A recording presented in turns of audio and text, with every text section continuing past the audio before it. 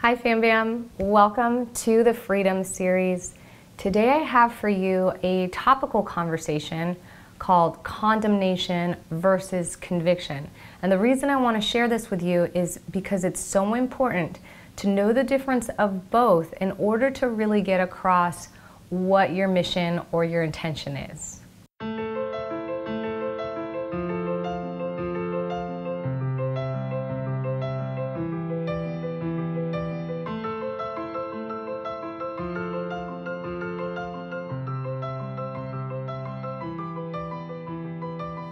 So this is something that I see a lot on the internet, especially when it's concerning topics that people are passionate about, that's truly intended to help change the world, make a positive difference. But what happens is the line between conviction versus condemnation gets crossed or kind of muddled.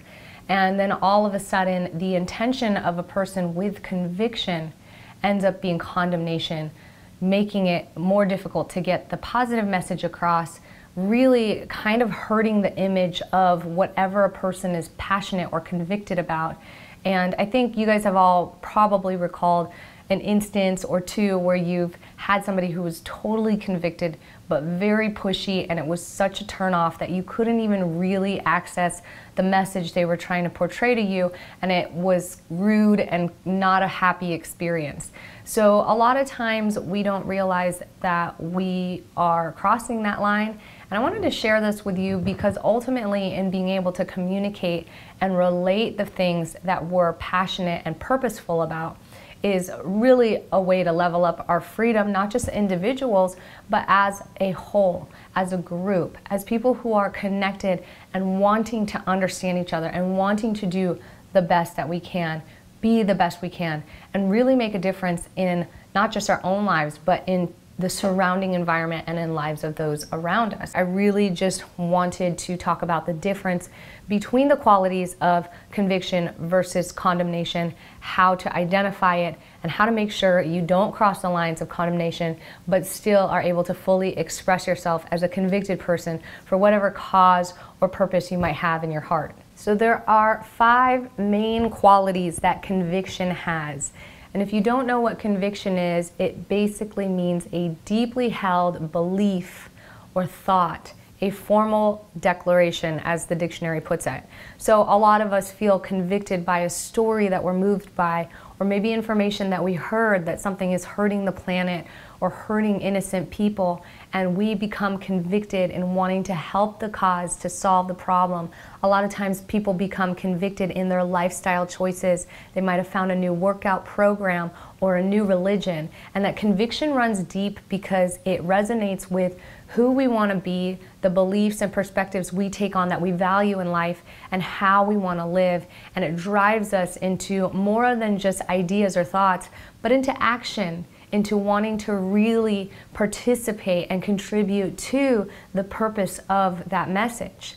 Conviction is inspired. It's the #1 quality. You are moved by it. It's almost like it's eye-opening, and you feel it in your core, in your being. It really resonates with you. You hear it, it feels good, it makes sense, it feels like your truth.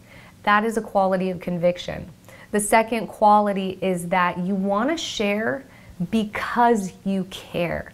Conviction uproots this empathy and this understanding in us that makes us care deeper than any surface level thing.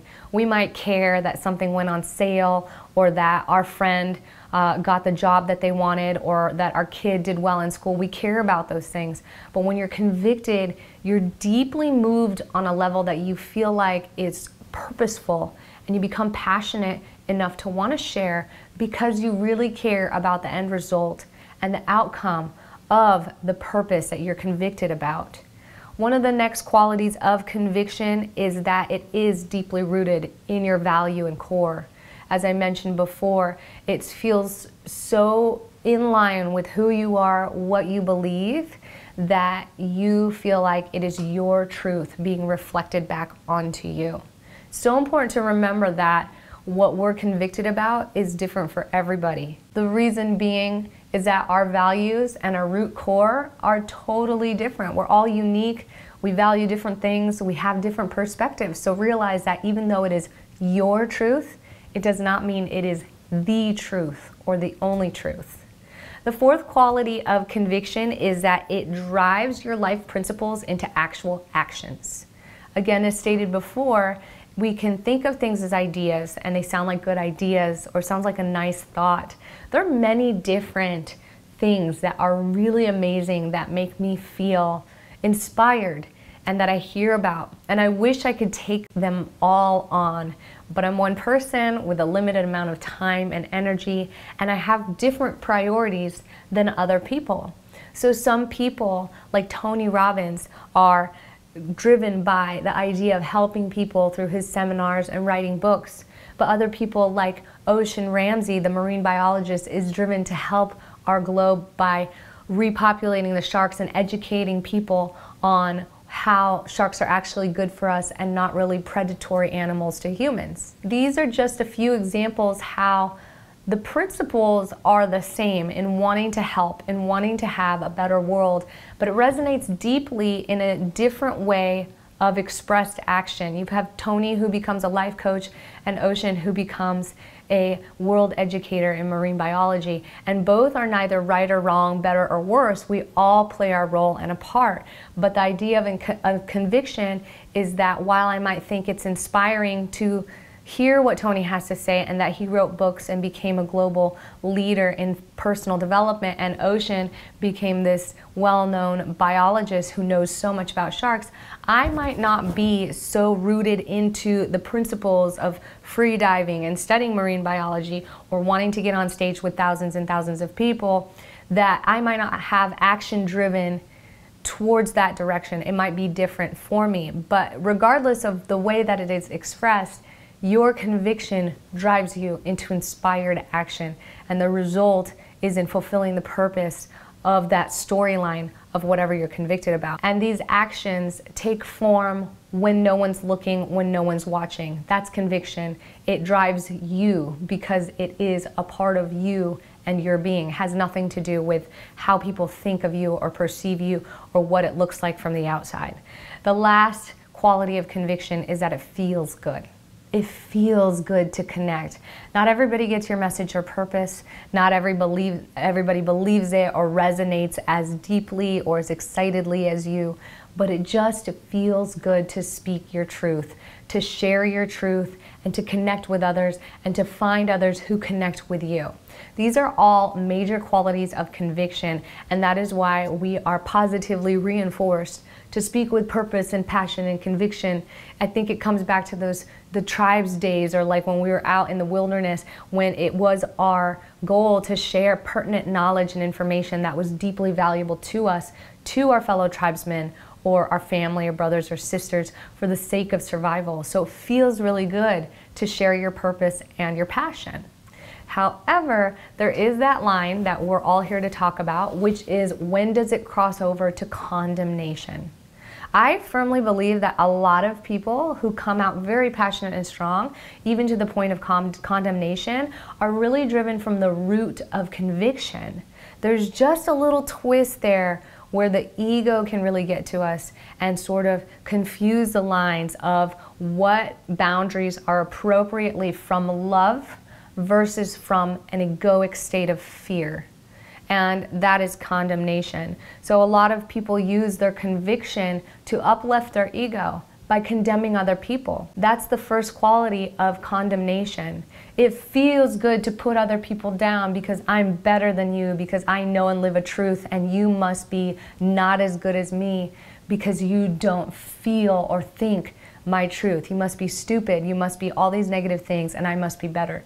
That's condemnation. So if you feel like preaching your truth feels good to your ego, but you're feeling bad, quality number 2, about others for not sharing your truth, not being aware of your truth, or not expressing and living your truth exactly the way that you define it, you have now stepped over the boundaries into condemnation. The third quality of condemnation is it's preachy, it's pushy, it's not open, and it's self-righteous. Meaning there's no room for anything outside of this one narrow way of thinking. Remember we talked about Conviction is your truth, but it doesn't mean it's the whole truth, every truth, or the right truth. It is your truth. So to say that it is anything more than that or more specific than that for other people, to define it for other people, is condemnation. You have different qualities, values, perceptions, beliefs, experiences, and ways of being than any other person out there. We're all unique, and that's what's beautiful about life. That's what allows us to really enjoy interacting with each other, is those differences, is that uniqueness. Otherwise, we'd all be robots. But because you have a truth that resonates deeply with the core of your being and who you are as a human here today, that doesn't mean that it's going to feel or look or be experienced or received the same way to other people. It's very, very different. So it's really important to make sure that's clear. And the last quality of condemnation that I have here is that a lot of times people who condemn are driven by what others in the group think about them. Meaning their actions are driven not by an internal purpose that serves the value of getting in line with your core or your being, but it serves the purpose of being accepted, of being wanted, loved, and clicking with a particular group over a set of ideas or a set of convictions. It's a way to find that identity again with the ego, to say, hey, I belong. I belong, and it matters what people think of me, and it matters how I display my set of convictions based on the judgment of others. That I'm better, that I know more, that I am accepted, that I'm in with it, in with the crowd. I'm elevated on some level. Makes me feel better. So it's about you rather than about the external cause of the positive result in whatever you're convicted about, of helping others feel as awesome and amazing to you, to themselves as you do. So helping others really feel that positive experience that has changed and moved your life. If there's anything that I know about conviction, is it feels really good because I love being set free from the things that trap me, from the things that have caused so much pain and suffering. So when I'm convicted about something and I share it with you guys, if it helps you, that feels so awesome to me. But if it doesn't hurt me because it's still my truth. I still believe it, I still live it. It still has done the amazing things for me that I'm trying to share about, but it might not for you, and I'm okay with that. When you condemn people, you tell them, you have to think about it this way, you have to feel about it this way, and you have to live it like this way. You start defining for other people what adds value to them, and now you've crossed the line of condemnation. So I hope that this video has helped you get some clarity over the difference between condemnation and conviction, and of course, back down to the root of everything we talk about here, which is what adds value, what doesn't.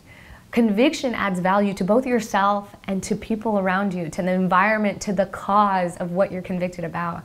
Condemnation decreases value in your self-worth, how you show up in life, and the experience you impose onto others.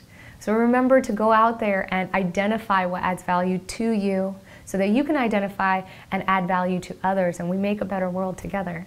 So I hope you guys enjoyed this video. Let me know by hitting the thumbs up. You guys on this channel, in this fam bam, in the house, in this group, I love you guys so much because you always contribute value, and I can tell that you're in search to increase the value for yourself and to add it to others. So I thank you guys so much. I'm ever so grateful, and I'm really excited that you're here. I'll see you in the next video.